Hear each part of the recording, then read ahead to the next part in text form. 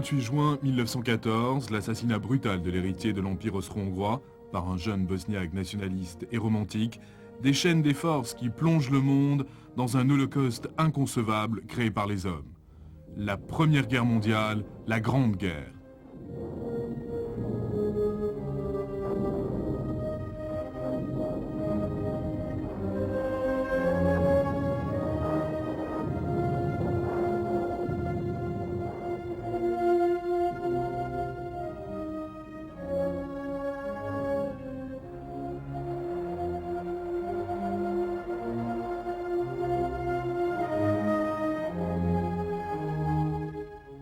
En l'espace de quelques semaines, les armées des grandes puissances impériales européennes se mobilisent, courant au-devant d'un affrontement entraînant le monde entier dans un tourbillon mortel, un conflit impitoyable qui en 4 ans seulement fait 9 millions de morts sur les champs de bataille, cause d'innombrables souffrances et des désolations indescriptibles et transforme complètement la face du monde et des conflits.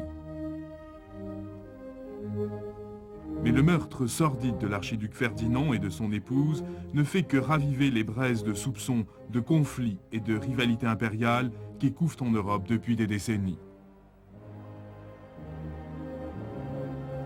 Au centre de ce ferment se trouve l'ambition allemande.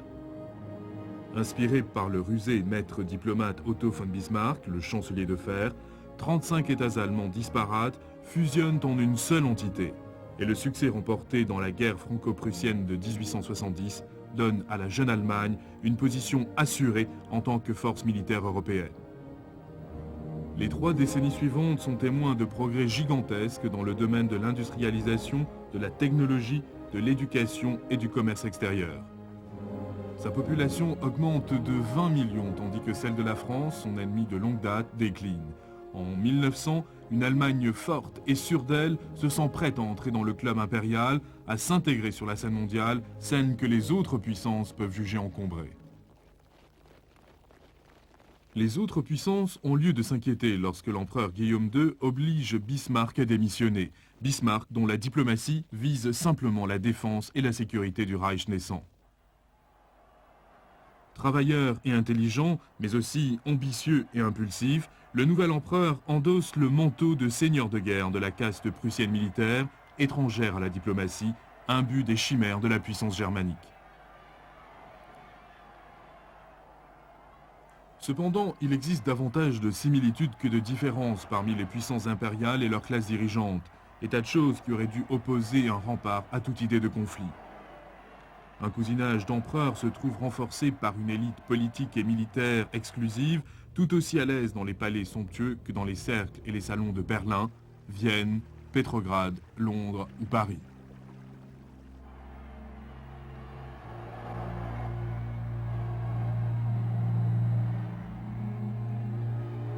Contrastant cruellement avec l'existence brillante et gaie de cette minorité dirigeante et de son entourage de dilettantes riches et privilégiés, s'oppose la vie morne ou appauvrie de la majorité, de la masse populaire, des paysans des vastes étendues rurales de l'empire des Romanov, dont les conditions de vie ont peu changé au cours des siècles, jusqu'à la classe ouvrière des villes, menant une existence misérable dans des taudis hérités de la révolution industrielle.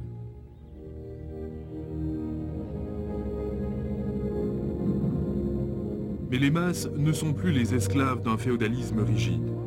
L'industrialisation et l'éducation du XIXe siècle et les diverses concessions à la démocratie ont créé un prolétariat industriel qui sait exprimer son mécontentement, impatient de réparer les injustices de l'état actuel des choses. Le spectre du socialisme hante les salons des riches.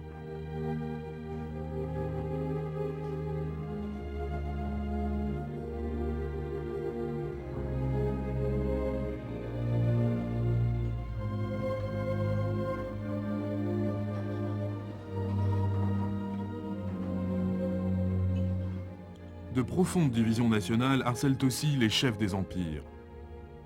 L'empereur François-Joseph d'Autriche exerce une autorité fragile sur un empire millénaire composé de 17 nationalités disparates.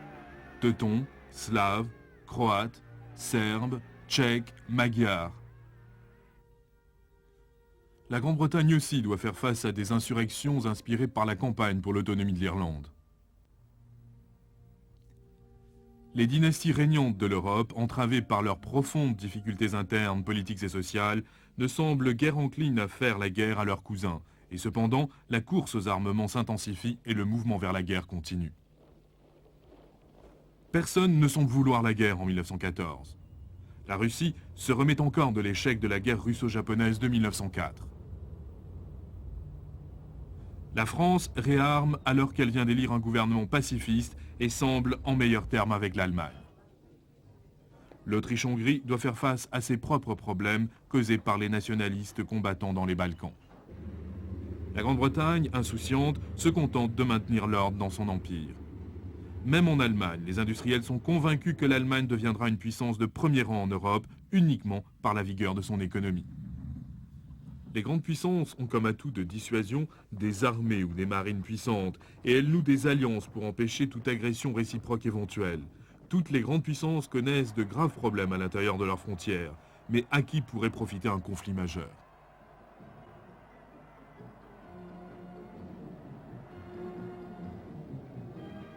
Cependant, en août 1914, le gigantesque jeu d'échecs diplomatique se détériore.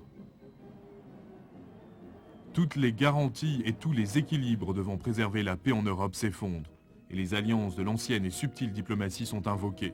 L'Allemagne avec l'Autriche-Hongrie et l'entente cordiale entre la Russie, la France et la Grande-Bretagne.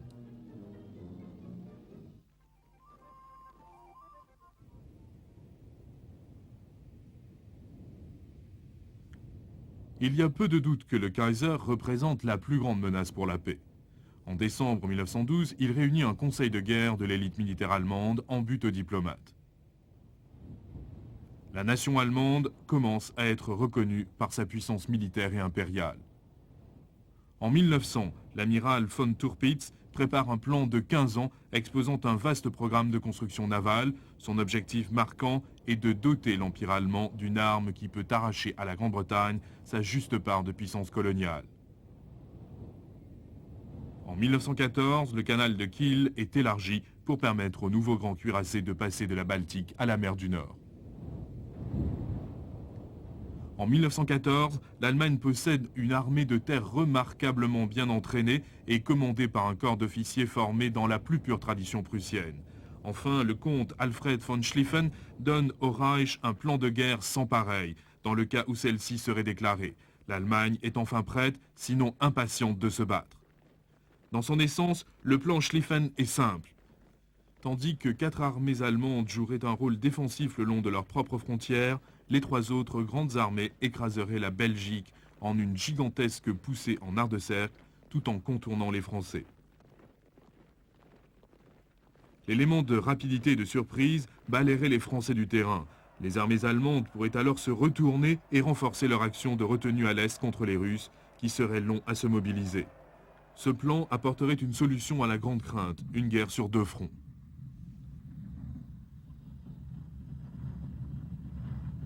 Le plan Schlieffen va dépendre littéralement de la ponctualité du réseau ferroviaire allemand. Le train de 9h45 de Berlin à Bruxelles est toujours le Berlin-Bruxelles. Seule la cargaison a sinistrement changé. À Sarajevo, la longue attente se termine et le boulet de la guerre en Europe sillonne comme une traînée de poudre, du centre de la tempête balkanique vers l'extérieur.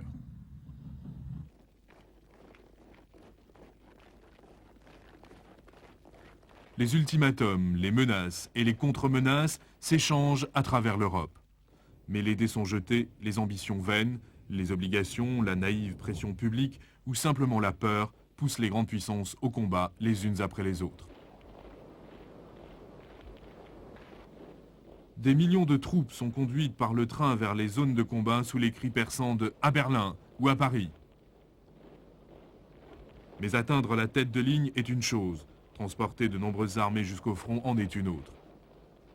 Un fantassin ne va pas plus vite en 1914 qu'un siècle auparavant lors de la confrontation de Waterloo.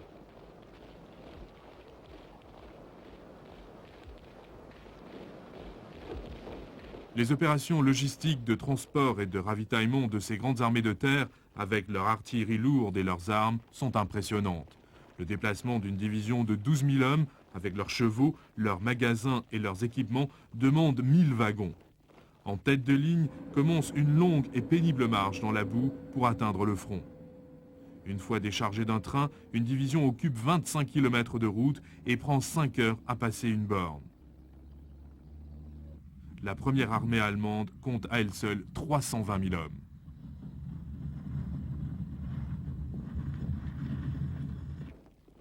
Tandis que l'Allemagne représente le mobile principal de l'action, c'est le système des alliances qui doit déterminer l'échelle du conflit.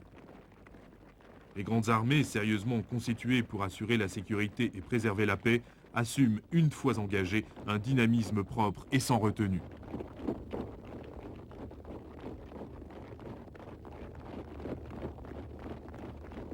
Comme attiré par un aimant vers la bien-aimée Alsace-Lorraine, le plan de guerre français envoie les troupes au nord en direction du Rhin, faisant le jeu des Allemands.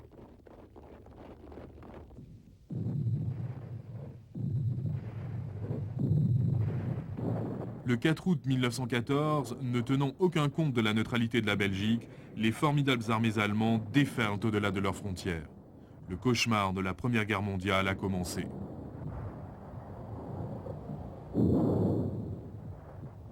L'illusion première que le conflit n'est qu'une guerre de mouvement est vite dissipée alors même que l'avance rapide des armées allemandes s'épuise à l'approche de la Marne.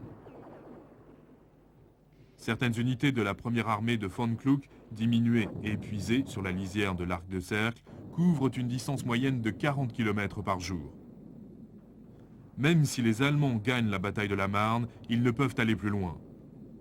Leurs lignes de communication vers le haut commandement sont distancées, leurs lignes d'approvisionnement s'épuisent.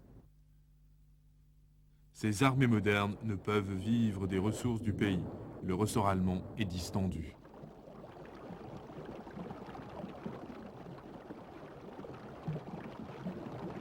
Le plan de Schlieffen a échoué. La résistance courageuse de la brave petite Belgique à la forteresse de Liège retarde la poussée allemande pendant une période cruciale de 11 jours, permettant ainsi aux forces alliées de s'organiser. À l'Est, le début de la guerre se montre défavorable aux puissances d'Europe centrale. Repoussé avec mépris de la Serbie, avec une aisance extrême par certains des meilleurs guerriers du monde, vaincu à Gubinen par des hordes russes en haillons mais néanmoins irrésistibles et forcé d'évacuer la Galice. Mais tous ces échecs sont compensés par la bataille tactique et brillante de Tannenberg, où les Allemands abattent une armée russe numériquement supérieure et font 100 000 prisonniers. Cette bataille, la plus grande victoire de la guerre, met en évidence deux hommes qui vont diriger l'effort de guerre de l'Allemagne tout entière. Paul von Hindenburg, un soldat de carrière de 66 ans rappelé de sa retraite, et en parallèle, le brillant stratège Erich Ludendorff.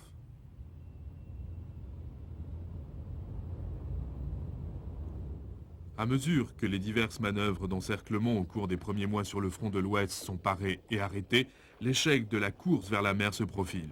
Il s'épuise, la guerre de mouvement ralentit et les deux armées se retranchent de la Suisse jusqu'à la mer. À l'Est, un front plus fluide se dessine alors que les armées désorientées renoncent à se retrouver dans les grands espaces vides, au-delà des têtes de ligne. Dans le No Man's Land, entre les lignes, des paysans cultivent toujours la terre. On aboutit à une impasse lorsque l'hiver s'installe sur les deux fronts. La guerre ne sera pas finie à Noël.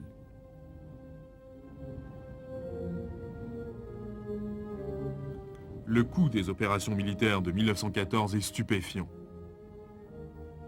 Les morts et les blessés se comptent déjà par millions, et tout le résultat que les armées peuvent retirer de ce carnage se résume à une impasse mortelle qui durera des années.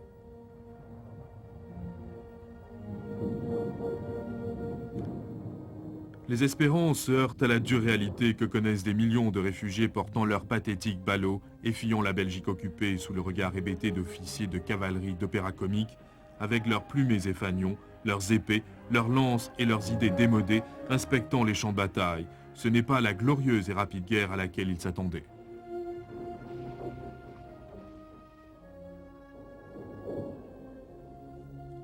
Chacune des nations combattantes est saisie par la folie du mois d'août en 1914, quand les hommes répondent partout à l'appel aux armes en un fervent élan patriotique. En Grande-Bretagne, des recrues de tous les âges arrivent en grand nombre pour s'enrôler. Ce n'est pas une guerre de paysans ni une guerre de soldats de carrière. Des classes d'université entières, tous les employés d'un même lieu de travail, des villes et des villages entiers s'en vont à la guerre en bataillon de copains. Les gens avec qui ils ont vécu deviennent les gens avec qui ils meurent. Ainsi, les hommes de toute une ville pouvaient être virtuellement anéantis lors d'une grande bataille. Ce ne doit pas être le bref interlude glorieux de leur vie où l'appel au devoir renferme une promesse de grande aventure, le prestige de l'uniforme. C'est aussi une pause dans la monotonie de l'existence et pour certains, la première assurance d'un salaire régulier. Dans les pays où la conscription est de règle, l'ardeur de se joindre à la bataille n'est pas moins forte. L'Europe est aux prises à une hystérie guerrière. Dieu, semble-t-il, est avec chacun, même avec le Kaiser.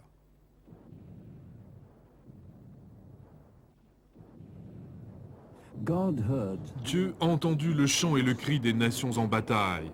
God save England et God save the King. Dieu par-ci, Dieu par-là et Dieu partout. Mon Dieu, dit alors Dieu. Que de travail pour nous.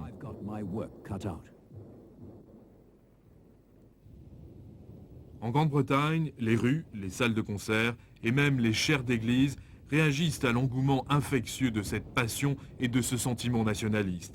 Les membres de la famille royale décident même de changer leur nom germanique. Saxe-Cobourg-Gotha devient Windsor, Battenberg devient Mountbatten.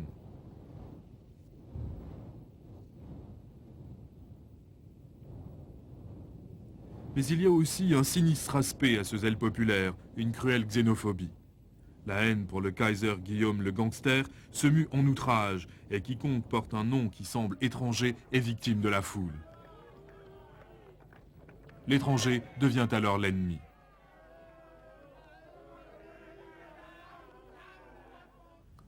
Le rôle de la propagande en tant qu'arme prend un intérêt et une importance inconnus jusqu'ici. Le développement de la presse populaire prête aux responsables de la propagande les moyens de véhiculer leur message simplifié, un message à sensation, chauviniste et rarement fidèle à la réalité. L'image de l'ennemi dépeint tel un monstre est avidement absorbée par un public assoiffé de bataille, tandis que l'idée de guerre héroïque et glorieuse est renforcée par la présentation d'une vérité déformée quand il s'agit des cruelles réalités.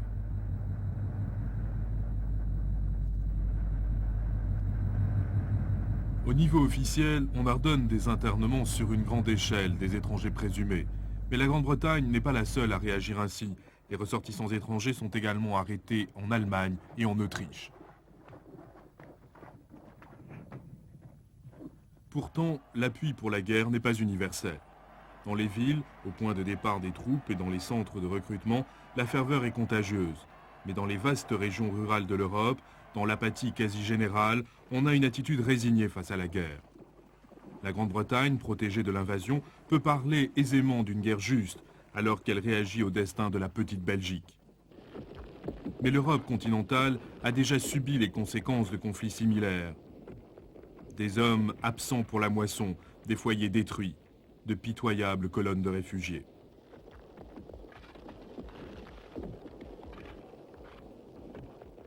La guerre qui se prolonge cause des problèmes gigantesques pour les hommes politiques. En Grande-Bretagne en particulier, l'économie doit être mise sur le pied de guerre pour assurer des vivres aux soldats affamés. Le recrutement continu laisse de graves lacunes dans la main-d'œuvre industrielle. Le gouvernement se rend compte trop tard qu'il a perdu les précieux ouvriers des mines et de la sidérurgie qui sont partis au front dans la vague d'enthousiasme initial et il s'efforce en vain de les rappeler avant qu'il ne soit trop tard.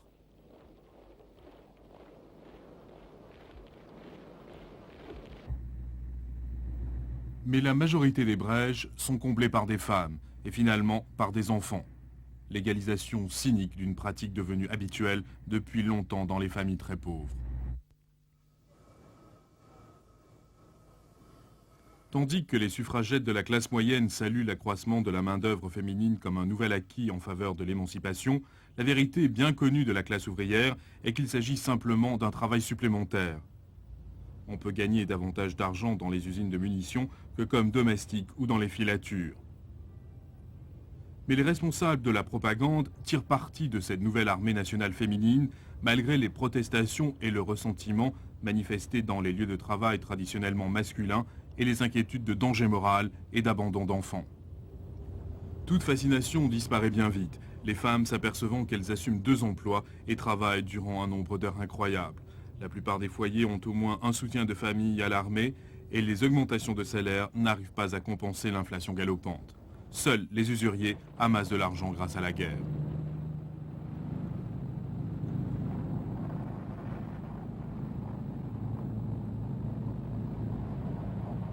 Heureusement pour les hommes politiques, surtout en Allemagne, la trêve entre les classes tient bon et le Kaiser peut prononcer ces quelques mots avec gratitude devant le Reichstag à majorité socialiste. Je ne vois pas de partis ici, seulement des Allemands. Dans cet esprit initial de coopération et d'unité, les mécanismes de la guerre sont bien huilés et la guerre continue.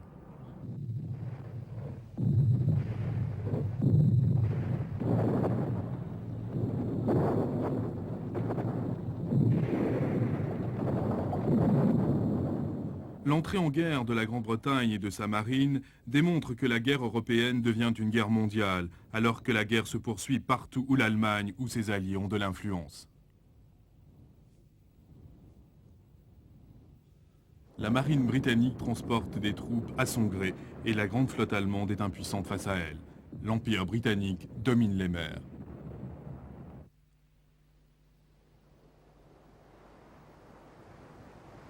L'entrée en guerre du Japon, le 23 août 1914, est une garantie de cette suprématie écrasante à laquelle les commandants de la flotte allemande réagissent avec une prudence exagérée et continue.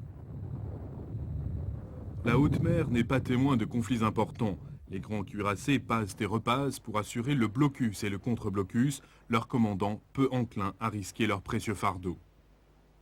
En vérité, ces grands navires sont superflus dans la course aux armements.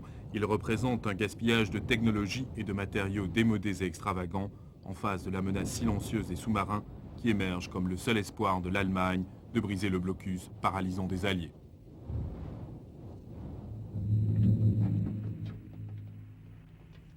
Une attaque sous-marine isolée a un effet politique profond sur la guerre. Le 17 mai 1915, le sous-marin allemand U-20 torpille le paquebot de la ligne Cunard-Lusitania dans la dernière partie de son voyage de New York à Liverpool. 1198 hommes, femmes et enfants parmi les 2000 passagers, y compris des Américains, périssent dans le naufrage. Alors que leurs corps sont rejetés sur les plages de Kinsale, le public réagit avec horreur, particulièrement en Amérique, pays neutre. Il fut révélé plus tard que le paquebot transportait en fait du matériel de guerre. Mais le tort avait été fait. La nation neutre la plus puissante, les États-Unis, est attirée inexorablement vers la cause des Alliés. Le torpillage du Lusitania n'est pas le seul signe de l'aspect sinistre et mortel de la guerre moderne. Et le sous-marin n'est pas la seule arme du XXe siècle à dissiper les derniers vestiges romantiques de la contemplation de la guerre.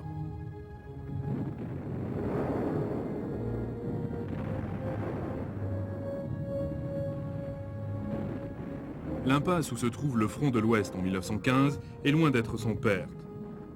Pendant tout l'hiver, le printemps et l'automne, les combats sont continus, meurtriers, onéreux, futiles, quand des 2 côtés, on lance des offensives mal coordonnées sur les lignes de l'ennemi. Neuve-Chapelle, Loos, Artois, Champagne, Côte-d'Aubert, Ypres, Festubert.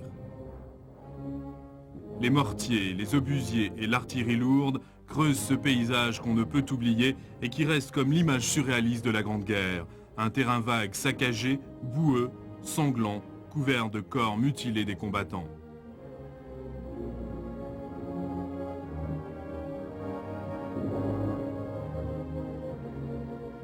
Chaque soldat ne connaît que sa propre guerre. Le monde bizarre du simple soldat n'est qu'un point sur la scène monumentale de la guerre dans lequel il ressent toute une gamme d'émotions, depuis la peur paralysante jusqu'à l'ennui abject. Le long de ces quelques centaines de mètres de front, il vit avec sa nouvelle famille, son propre escadron ou peloton, la seule chose qui ait un sens dans ce monde de cauchemars infesté de rats et de poux, pénétré de la puanteur envahissante de cordite et de pourriture.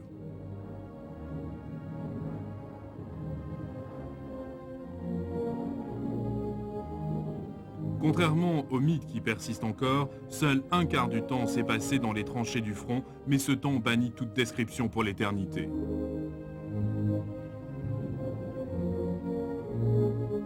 Pour le reste, s'il survit, la vie est d'une monotonie prévisible, relevée seulement d'un humour fataliste, légèrement insolent et des liens étroits de camaraderie.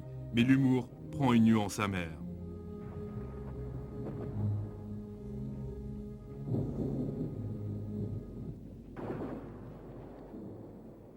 Bonjour, bonjour, a dit le général, rencontré la semaine dernière en chemin vers le front.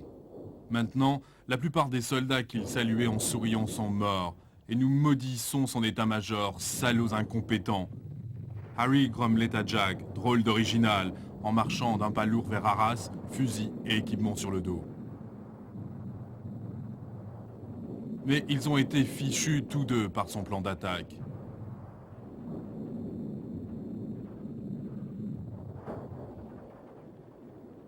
Les généraux sont tout aussi perplexes, et acculés par le monstre effrayant qui est déchaîné, ils essaient désespérément de lancer des forces géantes depuis la salle des cartes, loin du front, en criant des ordres contradictoires dans les téléphones de terrain, le long d'une chaîne de commandements embrouillés.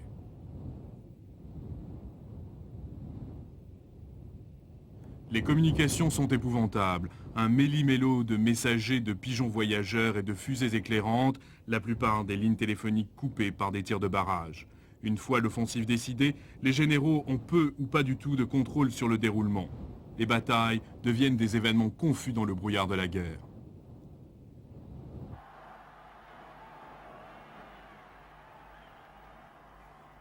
Cependant, le phénomène de solidarité nationale au milieu d'une saignée et de souffrances effroyables tient bon, malgré quelques faibles manifestations de mécontentement. L'opinion publique, attisée par la presse et une propagande à sensation, attribue la qualité de demi-dieu au chef militaire. Hindenburg, Kitchener et Joffre personnifient la volonté de remporter la victoire pour leur pays.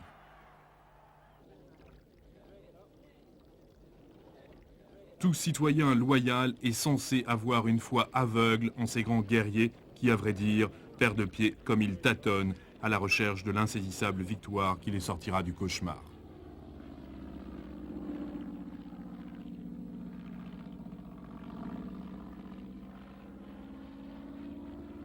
Comme les fragiles biplans apparaissent au-dessus de la fumée de la bataille, une nouvelle dimension est ajoutée à la guerre, embryon qui conduit seulement 30 ans après aux horreurs de Hiroshima, la guerre aérienne.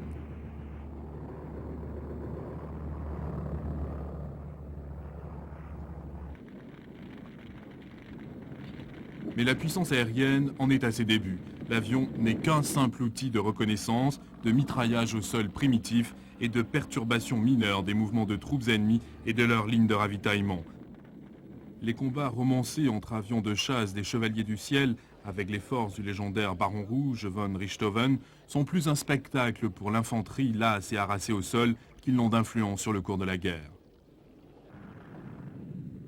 Et même les gigantesques zeppelins, plus grandes menaces à leur équipage qu'à leur cible, sont observés et jugés comme une invention extravagante par un public ébahi. L'avion n'est que le petit enfant de la guerre.